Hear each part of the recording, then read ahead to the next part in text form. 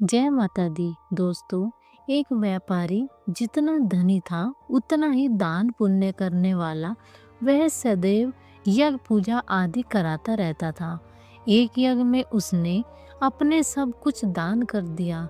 अब उसके पास परिवार चलाने लायक पैसे भी नहीं बचे थे। व्यापारी की पत्नी ने सुझाव दिया कि पड़ोस के नगर में एक बड़े सेठ रहते हैं। वह दूसरों के पुण्य खरीदते हैं। आप उनके पास जाइए और अपने कुछ पुण्य बेचकर थोड़े पैसे ले आइए, जिससे फिर से काम धंधा शुरू कर सके। पुण्य बेचने की व्यापारी की बिल्कुल इच्छा नहीं थी, लेकिन पत्नी के दबाव और बच्चों की चिंता में वह पुण्य बेचने को तैयार हुआ। पत्नी ने रास्ते में खाने के लिए 4 रोटियां बना दी। व्यापारी चलता चलता उस नगर के पास पहुंचा जहां पुण्य खरीदने वाला सेठ रहता था। उसे भूख भी लगी थी। नगर में प्रवेश करने से पहले उसने भोजन की की सोची। उसने जैसे ही रोटी निकाली, एक कुतिया तुरंत के जन्मे अपने 3 बच्चों के साथ आ खड़ी हुई। कुतिया ने बच्चे जंगल में जन्म दिए थे। बारिश के दिन थे और बच्चे छोटे थे, इसलिए वह उन्हें नगर में छोड़कर नहीं जा सकती थी। व्यापारी को दया आ गई। उसने एक रोटी कुतिया को खाने के लिए दे दी। कुतिया पलक झपकते रोटी चट कर गई, लेकिन वह अब भी भूख से हाँफ रही थी। व्यापारी ने दूसरी रोटी, फिर तीसरी और फिर 4 रोटी कुतिया को खिला दी। खुद केवल पानी पीकर सेठ के पास पहुंचा। व्यापारी ने सेठ से कहा कि वह अपने पुण्य बेचने आया है। सेठ व्यस्त था। उसने कहा कि शाम को आओ। दोपहर में सेठ भोजन के लिए घर गया और उसने अपनी पत्नी को बताया कि एक व्यापारी अपने पुण्य बेचने आया है। उसका कौन सा पुण्य खरीदूं? सेठ की पत्नी बहुत पतिव्रता और सिद्धि थी। उसने ध्यान लगाकर देख लिया कि आज व्यापारी ने कुतिया को रोटी खिलाई है।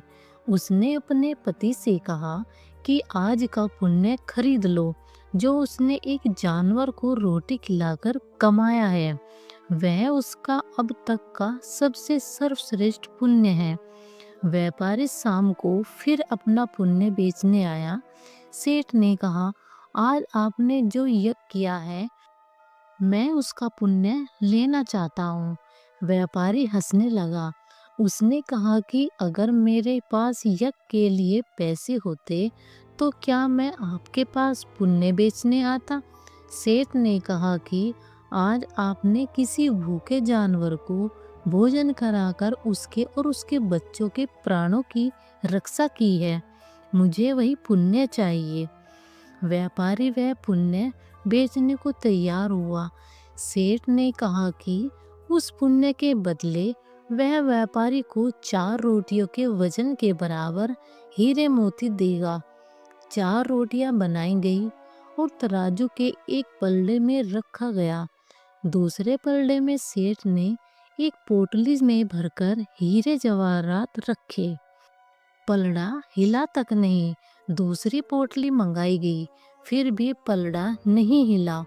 कई पोटलियों के रखने के बाद भी जब पलड़ा नहीं हिला तो व्यापारी ने कहा, सेठ जी, मैंने विचार बदल दिया है।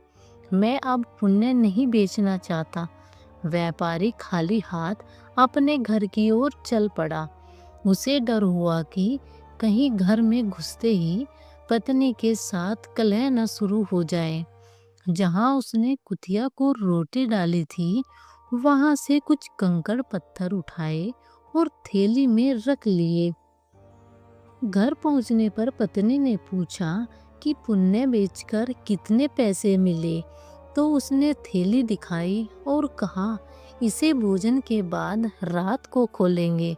इसके बाद गांव में वह कुछ उधार मांगने चला गया। इधर उसकी पत्नी ने जब से थैली देखी थी, उसे सब्र ही नहीं हो रहा था। पति के जाते ही उसने थैली खोली। उसकी आंखें फटी की फटी रह गई। थैली हीरे जवाहरातों से भरी थी। व्यापारी घर लौटा तो उसकी पत्नी ने पूछा कि पुण्य का इतना मोल किसने दिया? इतने हीरे जवाहरात कहाँ से आए? व्यापारी को अंदेशा हुआ कि पत्नी सारा भेद जानकर ताने तो नहीं मार रही। उसके चेहरे की चमक से ऐसा लग नहीं रहा था। व्यापारी ने कहा, दिखाओ कहाँ है हीरे जवाहरात। पत्नी ने लाकर पोटली उसके सामने पलट दी। उसमें से बेशकीमती रत्न निकले। व्यापारी हैरान रह गया। फिर उसने पत्नी को सारी बात बता दी। पत्नी को पछतावा हुआ कि उसने अपने पति को विवश किया। दोनों ने तय किया कि वह इसमें से कुछ अंश निकालकर व्यापार शुरू करेंगे। व्यापार से प्राप्त धन को इसमें मिलाकर जन कल्याण में लगा देंगे। ईश्वर आपकी परीक्षा लेता है। परीक्षा में वह सबसे ज्यादा आपके उसी गुण को परखता है जिस पर आपको गर्व हो। अगर आप परीक्षा में खरे उतर जाते हैं तो ईश्वर वह गुण आप में हमेशा के लिए वरदान स्वरूप दे देते हैं। इसलिए विपत्ति काल में भी भगवान पर भरोसा रखकर सही राह चलनी चाहिए। आपके लिए भी कंकर पत्थर अनमोल रत्न हो सकते हैं। दोस्तों, कहानी अच्छी लगे तो कमेंट्स बॉक्स में ज़रूर बताइएगा और चैनल को लाइक और सब्सक्राइब करिएगा। धन्यवाद।